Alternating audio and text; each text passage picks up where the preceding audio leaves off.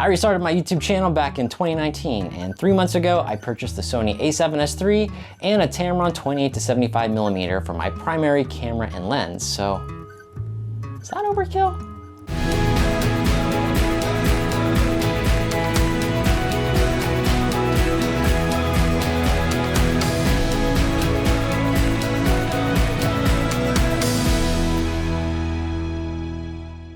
Hey everyone, welcome back to the vlog. My name is Tommy Grimes and I vlog about people, places, and things that I love from the city of brotherly love to the city of angels.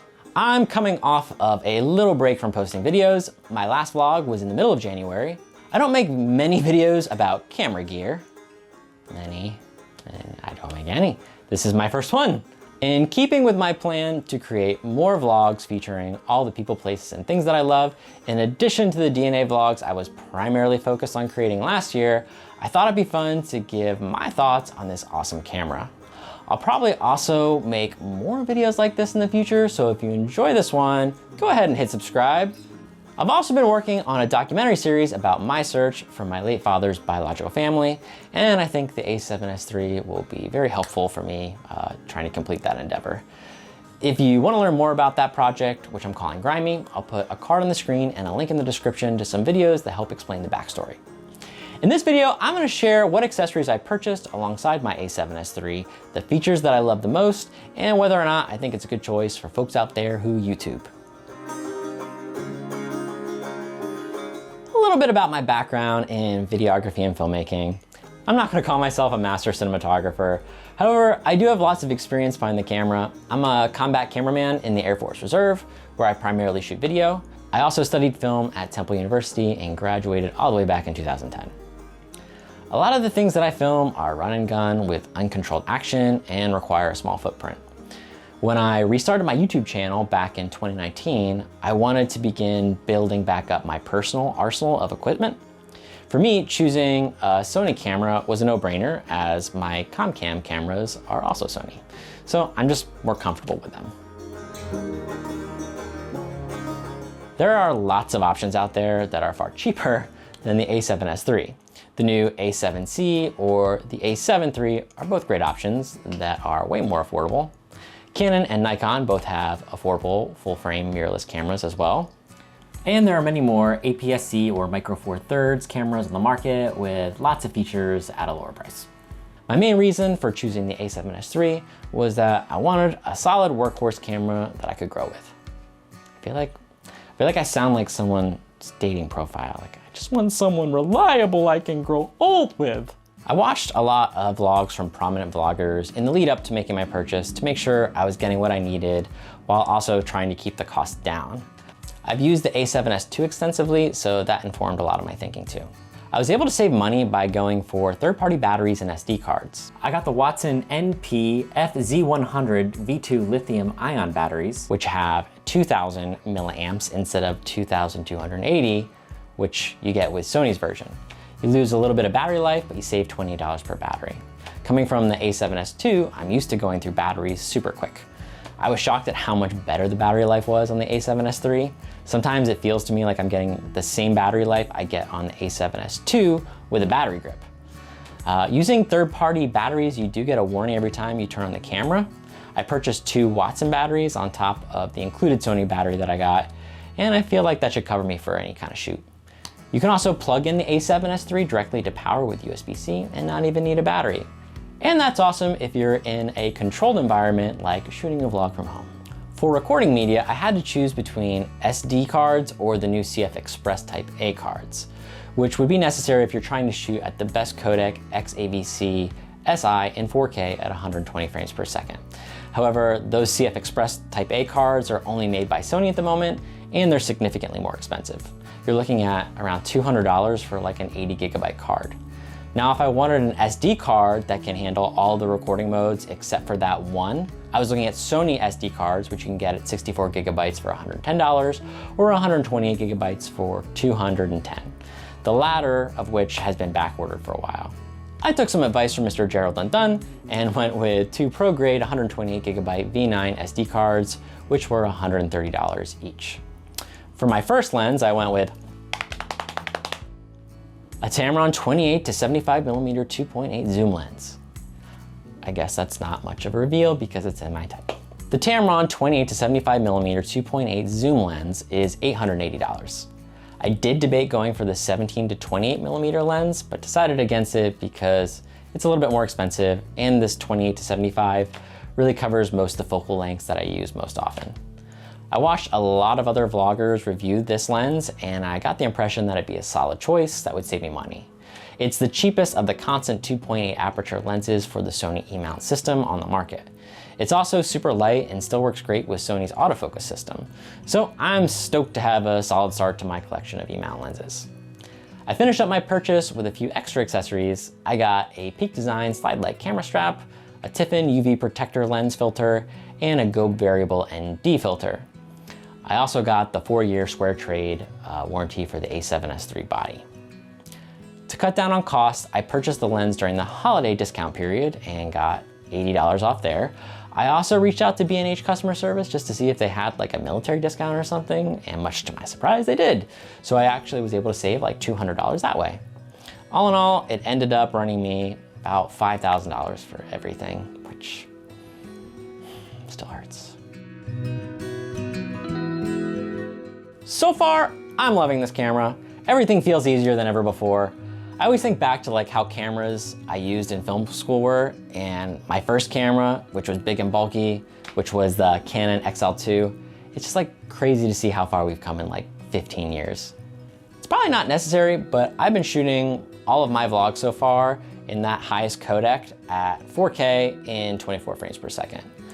If I'm going out to gather some B-roll, I may film at 60 frames per second, so I have the option of slowing things down later. And in some situations where I want it even slower, I'll switch to 120 frames per second in 4K, but at the XAVC HS codec because of the SD cards I'm using. Coming from an A7S II, this camera is a crazy upgrade.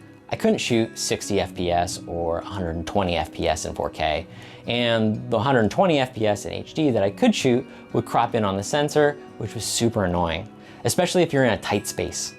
If you're coming from an A7 III, I don't know how much of an upgrade this would feel like, but for me, I feel like I'm filming on easy mode now. It's just like a lot easier to get what I want. Here are 10 things I love the most about this camera. I love the autofocus. If you're vlogging, you can just tap on yourself on the face and it stays in focus. The worst feeling in the world is like filming a whole vlog and then playing it back and realizing that you messed up the focus or your autofocus got confused. There are lots of other videos that explore this in greater detail, and I can affirm from my experience that the autofocus is really good. I was filming my partner Sandra painting, and I was trying to grab close-up shots of her brush on the canvas. I would like tap on the brush and it would keep it in focus, even as she was like moving. It was awesome. It really just blows my mind. The flip out screen on the side, which other companies like Panasonic and Canon have been doing for a while now, is like such a no-brainer addition here. This is Sony's second full frame camera to support an LCD like this, and the first was the A7C. For vlogging, you can just flip it out, and I don't have to connect an external monitor now if I want to see myself. It's super easy for casual vlogging. It's easy to just hold your arm out and talk to the camera. It's convenient for a lot of different filming scenarios like lower high angles. And sometimes I feel like it's just like a natural way to hold the camera. If I'm switching to the viewfinder too, I can flip it so the LCD is facing inward, so my greasy nose doesn't get on the LCD, which makes me mad with all my nose funk on it. I love this touchscreen. With the autofocus, I can just like I said, tap on my face and it just feels like an iPhone. You can also use it to navigate through the menus, even though I still find myself using the buttons, which I think is just a habit of mine now. The stabilization on the A7S III really is terrific. If you don't mind losing like a bit on the edges when it crops in, it comes in super handy, especially in a situation like using this Tamron lens, which doesn't have optical stabilization. I can stay super stable when I'm zooming in and I'm still like moving around and getting motion shot. I mentioned this before, but to reiterate, the ability to shoot 4K at either 60 or 120 frames per second without cropping the sensor is freaking awesome. The 10-bit 422 color is something I was really excited about. Color correction is something I've always needed a a lot of help with. I got a great basic LUT from, again, Mr. Gerald Undone, and after watching some of his tutorials and tutorials from DSLR video shooter, I feel like I'm slowly getting better. Not an expert colorist by any means, but I can tell like the difference on this footage of how it looks and how it is to work with versus footage from an A7S II. The way that you can control the white balance or set the white balance to on the A7S III is so much better. And maybe I just didn't know how to do it correctly on my other cameras, but it's really, really easy to dial in now. I also invested in this X-Rite color checker passport video to correct my footage a little bit more accurately. This is a silly thing, but I love how you can set the corners of the LCD to red to note that you're recording. I've done that a few times where I swore I hit the record button and you keep going for, you know, a while, and then you swear you're gonna get your stuff, and then you look at it and you're like, where's that clip? Oops, it's the camera's fault, not mine. Okay, the final three are all kind of related. I love the fact that I can record continuously. Other mirrorless cameras from Sony cut you off at 30 minutes, and without a flip around LCD, you may lose track of time and forget that you're now past the 30-minute mark. It's also a lot easier for syncing your footage when it's just like one clip. The dual card slot, also amazing. With this added capability, you can run past the capacity of one card and it'll continue recording on the next. You can also set that second card to be a duplicate copy of your footage or proxies. Battery life is something I mentioned before, but I'm gonna put it on this list too, because for me, it's super awesome to have a light camera that still has good battery life. I just got really used to like having a bulkier camera with like a battery grip. Finally, this camera doesn't overheat, and that was always the worst thing about the A7S II. I mean, try using that thing in the desert in like 115-degree heat. You get like a couple minutes out of it, at the most. For me, the A7S III really shines paired with the Tamron 28-75mm lens. It's wide enough that I can vlog with it and still get my entire head in the frame. If I invested in a selfie stick solution, it'd probably be even better. The 2.8 aperture makes it fast enough for me to be able to use it in low light situations and also get some really great shallow depth of field. It's not the typical zoom focal length like the Sony and Sigma 24-70mm zoom lenses, but like I mentioned earlier, it's significantly cheaper and lighter. So I'm happy to make that trade. Plus, the lens still feels super solid.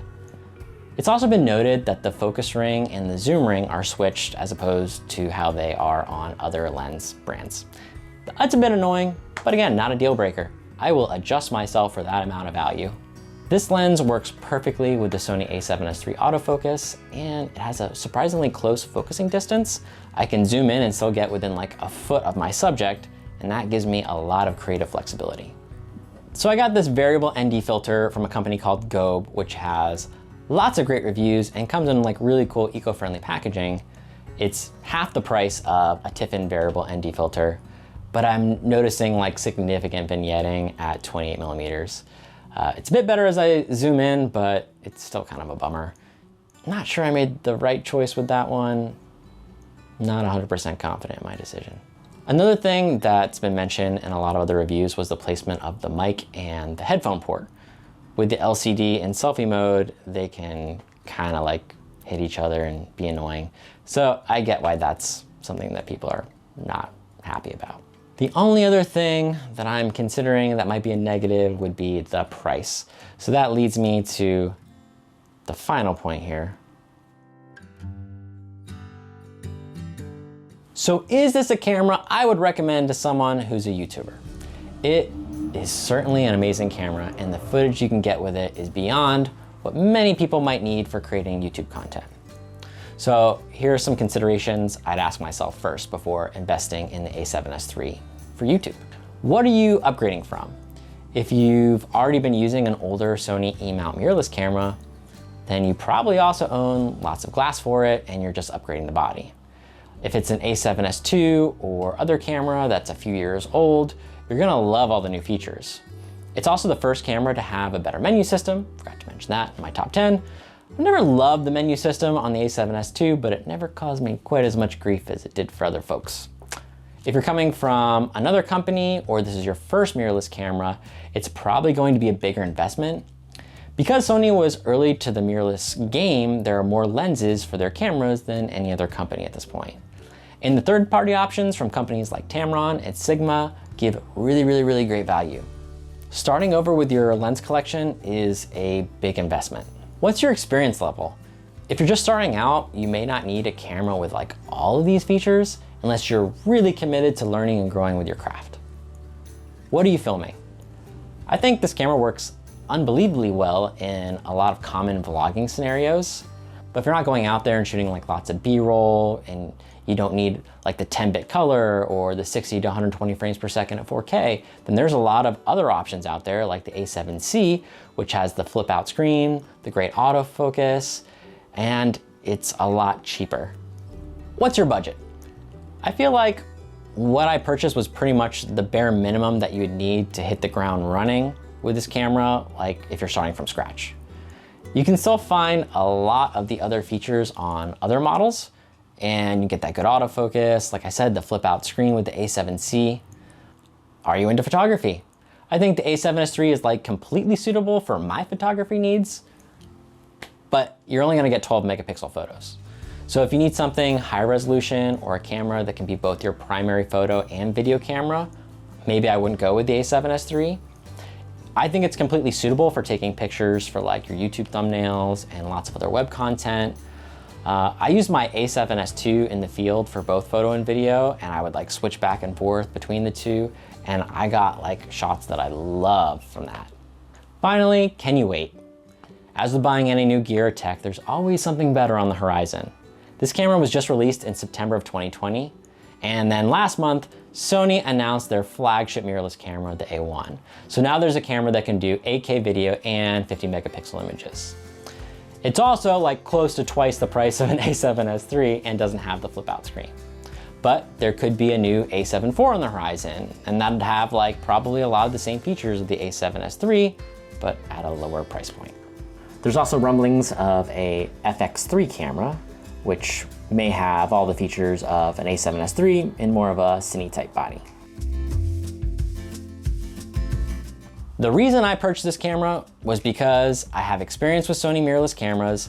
I want something that will last a long time, that can grow with me, and that I can use for projects outside of just normal vlogging. For my documentary series, I can look into renting or purchasing an external recorder like an Atomos and get raw 12-bit footage. The A7S III itself is even capable of outputting 16-bit RAW over HDMI. It's a camera that can do vlogging very easily, but can also be upgraded to handle serious production work. At the end of the day, the biggest hurdle for me was the price. But if you can justify spending around $5,000, and then if you can use the camera to maybe make some money back and recoup your losses, it might be worth it. So my final verdict is that the A7S III is an amazing camera that exceeds what's needed for the casual vlogger, but for folks who can use the extra features and justify the cost, it's an amazing option. And the A7S III with the Tamron 28-75mm lens is the most affordable and versatile combination. I'm gonna put links in the description to some helpful vlogs I found from other YouTubers who are a lot more knowledgeable than me, and they really helped me make my decisions for what I was gonna purchase. I'll put links to all the equipment that I purchased. I'm not monetized or part of any affiliate program, so I don't make any money from those links. In fact, I almost prefer if you like click on links from other people's videos, because then they'll make some money and that just supports the community. If you enjoyed this video or found it at all helpful, please give it a like so the YouTube gods will smile upon me. Hit the subscribe button for more vlogs about the people, places, and things that I love from Philly to LA. And also keep checking back for that grimy documentary series.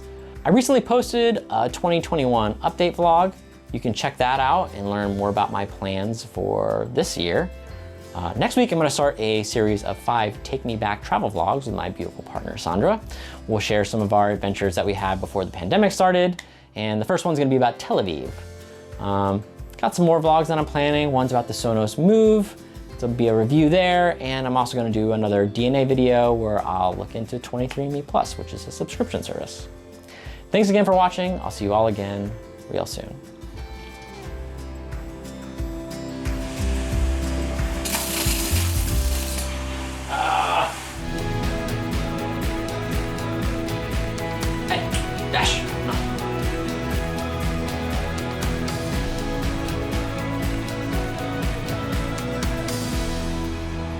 There's gotta be something in there.